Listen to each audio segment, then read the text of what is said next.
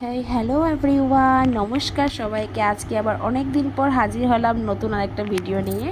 আজকে যেহেতু Sunday special, আজকে ছিল পাবদা মাছ। বাড়িতে পাবদা মাছ এনেছে, তো আমি পরিষ্কার করে ধুয়ে হলুদ লবণ মেখে এগুলোকে কড়া করে ভেজে তুলে নিচ্ছি। অনেক বড় বড় ছিল মাছগুলো, লোকাল ছিল। আমি ঝিঙে দিয়ে আলু দিয়ে রান্না করছি। আলুটাকে ফার্স্টে ভেজে নিলাম, তারপর আমি কড়াইতে কিছুটা বেটে রাখা পেঁয়াজ কুচি দিলাম, কাঁচা মরিচ দিলাম, যেটা আমাদের গাছের ছিল, এগুলো দিয়ে ভালো করে ভেজে নিয়ে তারপর ঝিঙেগুলোকে তেলে দিয়ে অল্প ফ্রাই করে নিলাম। আমার কার কার তোমাদের পাবদা মাছ খেতে ভালো লাগে? আমার তো বেশ ভালো লাগে। পাবদা মাছ বলে না, আমি নিরামিষ এতটা পছন্দ করি না, আমিও আমিষই পছন্দ করা মানুষ।